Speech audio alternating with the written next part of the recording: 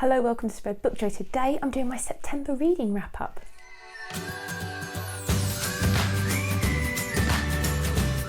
If you're new to the channel, I'm Jack, and if you're not new, welcome back to Spread Book Joy. And today I'm going to be talking about all the books I read in the month of September. I know it's a little bit late because we're kind of halfway through October nearly, like a third of the way through October I should say. But today I'm going to be publishing my September reading wrap up before I forget all of the books that I read in September. And it was a really good reading month for me. I read 8 books. Today I'm going to talk about 9 because I finished one just a couple of days into October that I've been listening to for some time and I'd like to talk about. Also, it's a little bit late because this week we had a family wedding. My brother got married and this is why I'm posting my video on a Sunday, yet again, when I would normally post on a Saturday. But it doesn't matter. Again, just to remind everyone, if you've watched me for a while, this channel is all about having fun and enjoying and doing things as and when it suits me to do it. So rather than putting pressure on myself to publish every Saturday, I took yesterday to relax after our family wedding and just really enjoyed it. So today I am filming and posting my September wrap up. So yes, it was a much better reading month for me this month than it has been previously with 8 books read. The first book I finished was a collection of poems by Rosen on migration, on the theme of migration. And this is a really moving book. I actually cried when I read this book.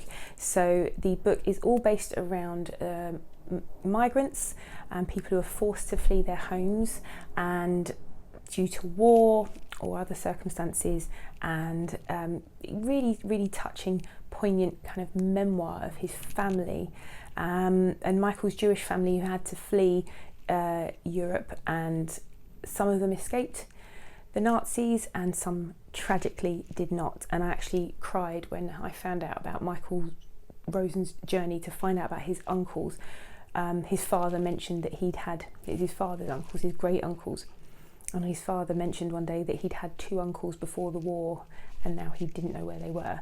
So there's a lot about his journey in finding out what happened to both of them, and a really tragic ending. And also Michael Rosen's own experiences growing up as the children of immigrants and how they were always viewed as different. So it's a really touching memoir, and it really just brings home how it might feel to be displaced from your own country and get children. If you're reading this with children, I think it's an excellent book. I think it's a must read for children studying war, for studying migration, for looking at during Refugee Week might be particularly poignant. So I can't recommend this highly enough. And the illustrations are all by Quentin Blake, and they're all throughout the book, and they're really stark and they really provide a good accompaniment to the poems. So just show you a couple of them. Look at that. Really quite poignant pictures. The next book I finished was The Great Mistake by Mary Roberts Rinehart. This was hosted a group read along by Kevi from Say Kevi. She says it's her favourite classic crime book, and I read it alongside her and a few others who joined us on Goodreads, and it was a wonderful read. I really enjoyed this. The Great Mistake is a really complex whodunit, and it's kind of reminded me a little bit of it was written in the 30s or 40s, I'm not sure, but she's a contemporary of Agatha Christie, the American crime writer, Mary Roberts Rinehart, and her writing is excellent. I'm definitely going to read more by Mary Roberts Rinehart. It didn't feel in any way dated or stilted. In fact, it felt really modern in in the language the narrator was using, and just the style of it, the kind of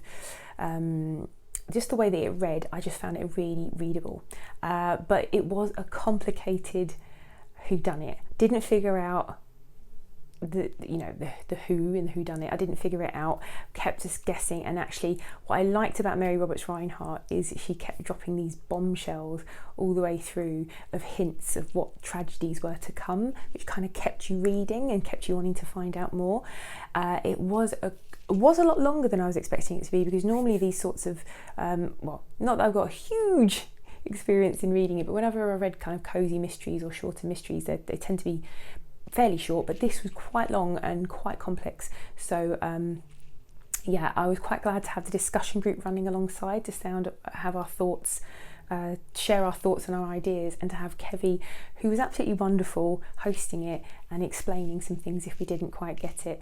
But yeah, this is my first Mary Roberts Rinehart, and hopefully will not be my last, although at the moment I've got so many things backed up. I'm not sure when I'll quite get round to reading any more crime fiction again, but I really enjoyed this one. After that, I tackled something that was on my giant TBR. On the Move was on my giant TBR as well, but this is The Seven Husbands of Evelyn Hugo by Taylor Jenkins Reid, and this is my first Taylor Jenkins Reid book, and again will not be my last. I thoroughly enjoyed this. Most people will know what this is about. If you haven't heard of it before, then it's all about Evelyn Hugo, who is an ageing Hollywood legend who has not done an interview in decades, who agrees to be interviewed by a young reporter from a particular magazine, and she's going to tell her entire life story, including all the warts and all stories of every single one of her 7 husbands that she was married to. And I loved it, because actually this is the sort of thing that if it was a TV show, I would lap it up. It's just full of, it's that, you know, 50s and Hollywood glamour and the 60s, but also the kind of darker, seedier side of it. It was so good. Real page turner. I like that era anyway, and yeah, it was just a really good book. It's a real good bit of brain candy, basically, and but there's like a parallel story running alongside it of the reporter and why Evelyn Hugo wants to speak to her specifically and no one else, and we kind of find out what that reveal is at the end. And by that point I could have done without the parallel story running alongside it. I didn't need that to hook me in to read to the end. So kind of that's the only sort of point that didn't really work for me, but I really enjoyed this. It was good fun.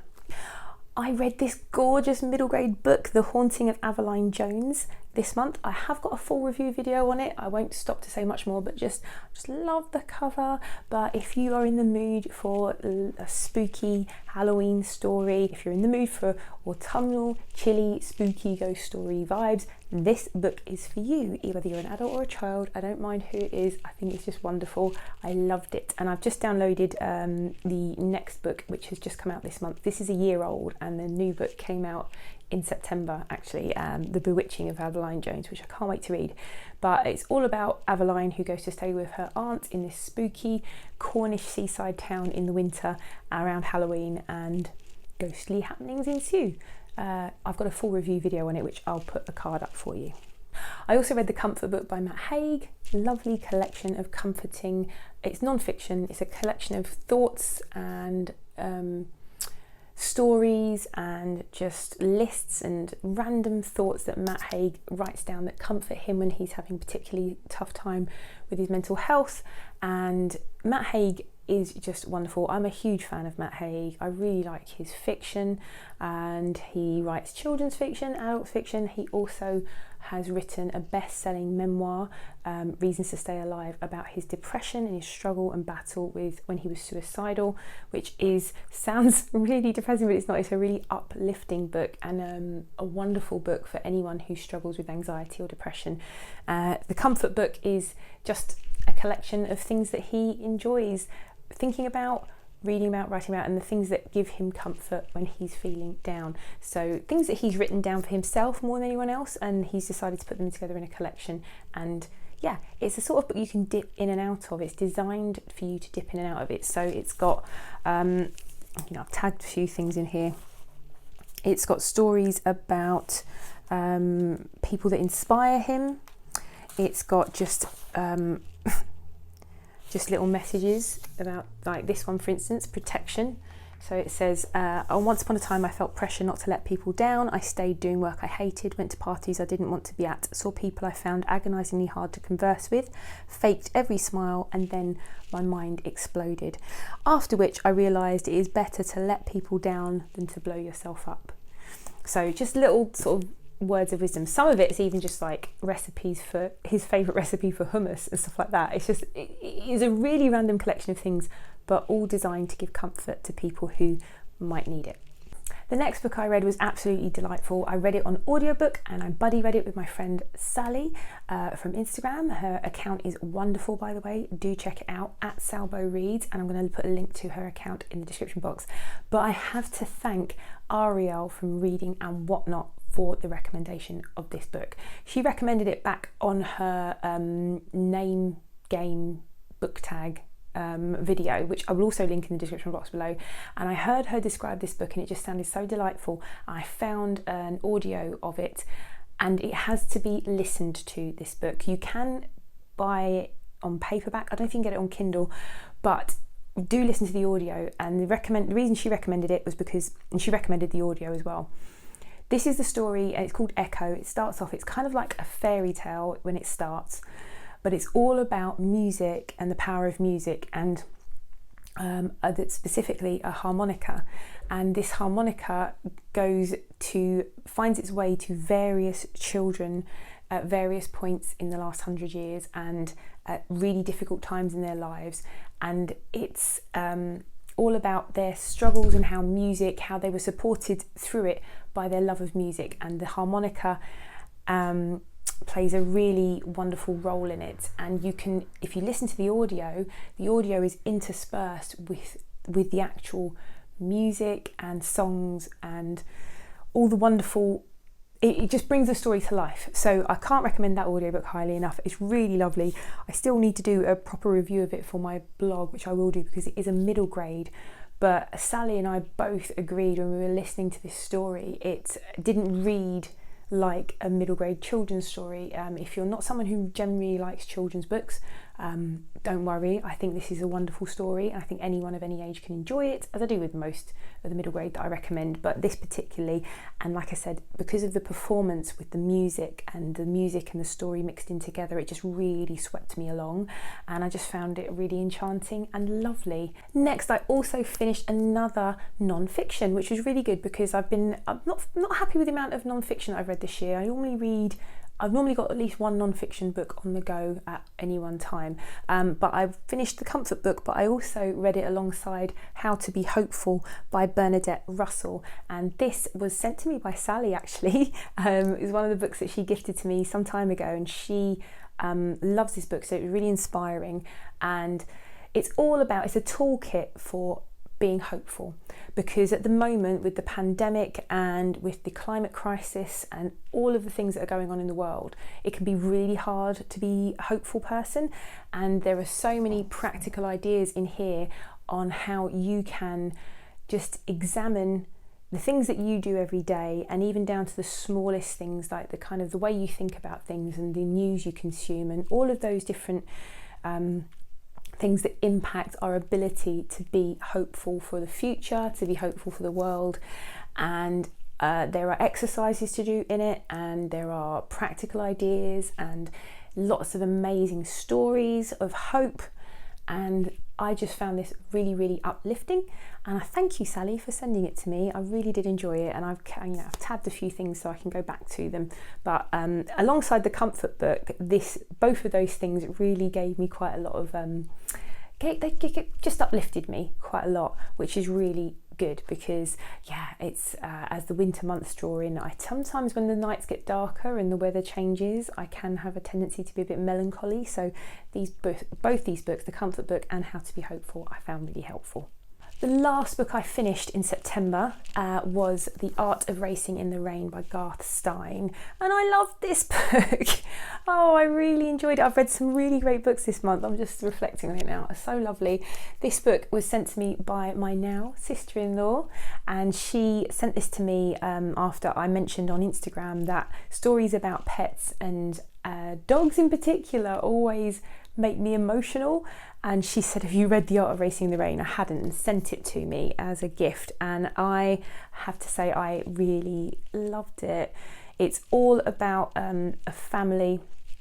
It's told from the perspective of the dog, and I can't really go into much without spoiling it. I don't really want to spoil it, but let's just say that Enzo, who is the dog who is narrating the story, is just a character you just don't want to leave, and he kind of embodies what you think. The way he is just exactly what you think, how you think a dog, if you like dogs, if you've got a dog, if you love animals, I think you'd really enjoy this book. It's just so emotional. I'm just going to put it that way. It's a really emotional book, and it's how the family are going through a number of tragic things happen to this family, and Enzo and his response to it and how he helps them through it. And it's just lovely, a lovely book.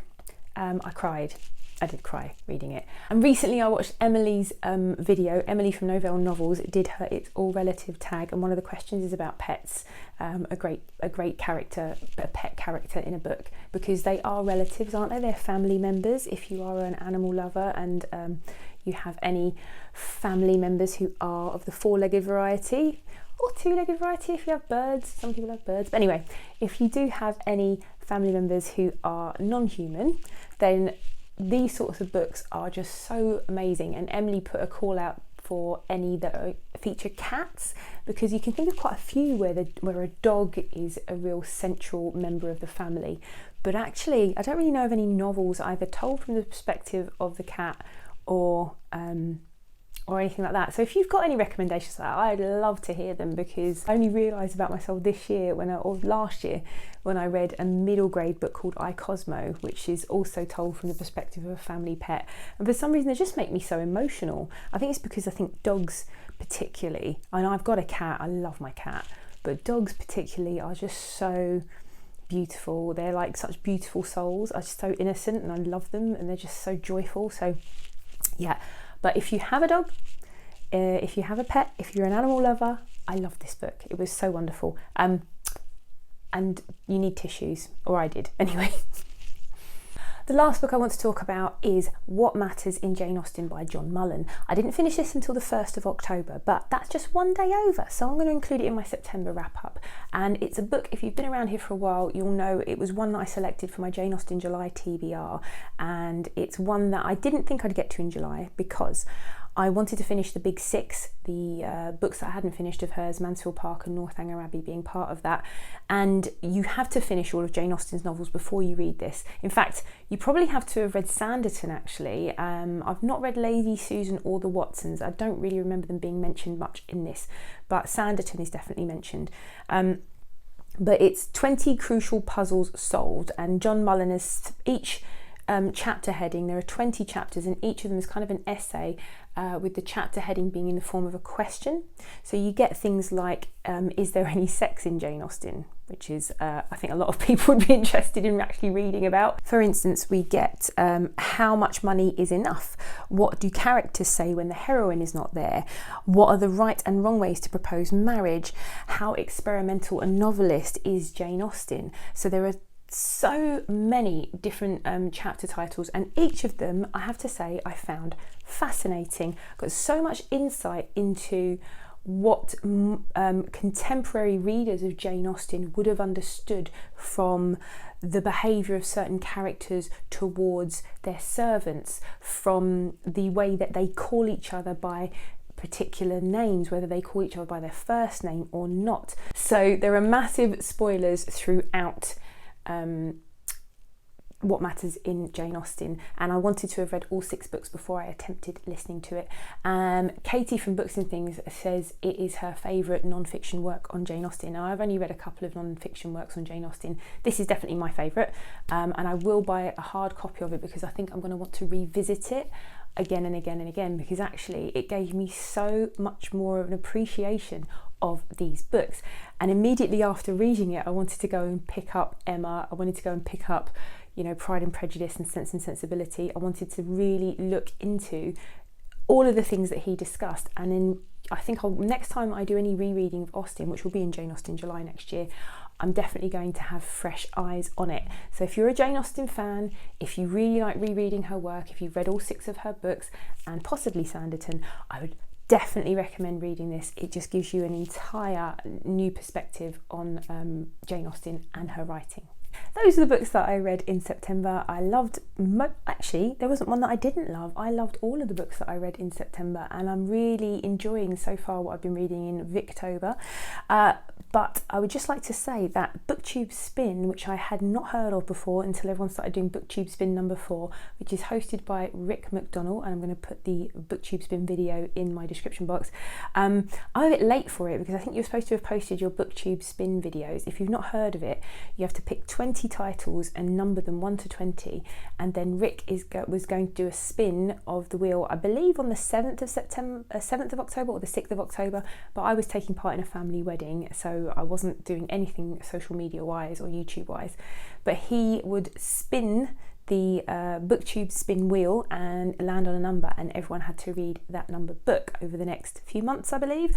So much fun, and I really wanted to take part. So I saw lots of people have themed their Booktube Spin picks, so I've themed mine as well, and it's kind of based on the fact that I studied classical archaeology, so I studied classical Roman and Greek archaeology and history, and as part of that I amassed quite a lot of ancient Greek and Roman texts.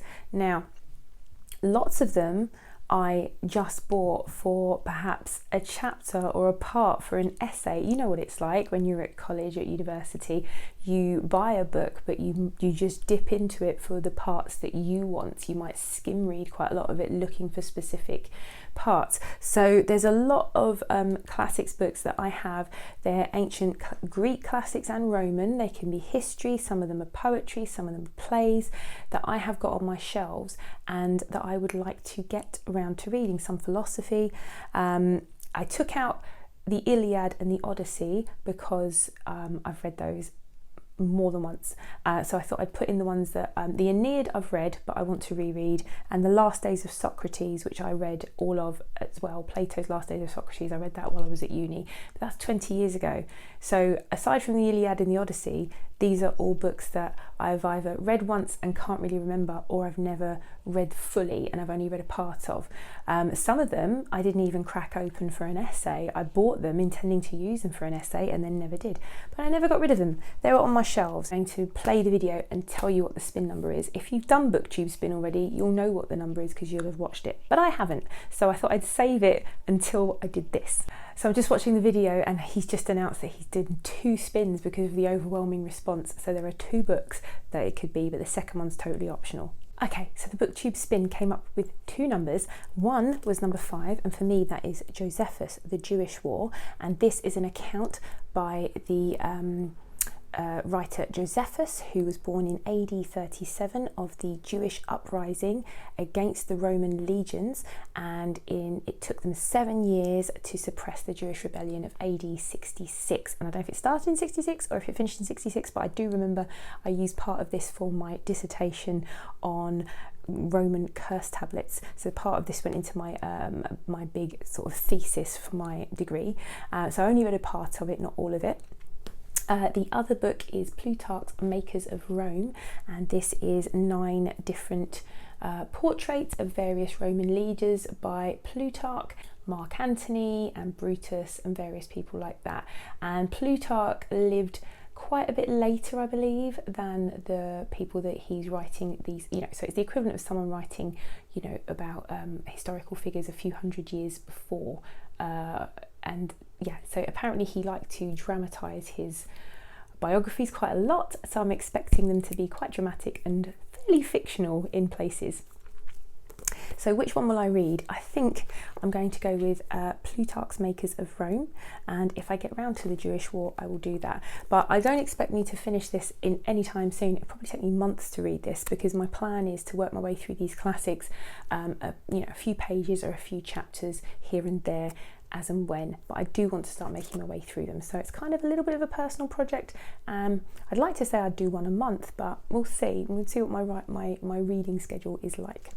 Those are all the books that I read. That's my Booktube Spin. I highly enjoyed all of the books that I read this month and can recommend them if you like the sound of them. If they sound up your street, go for it. I highly recommend them. If you've read any of them before, please leave a comment in the comments below. And if you've not been here before and you'd like to see more of my rambling nonsense, then think about clicking the subscription bell. And hopefully I will see you again here soon. Bye!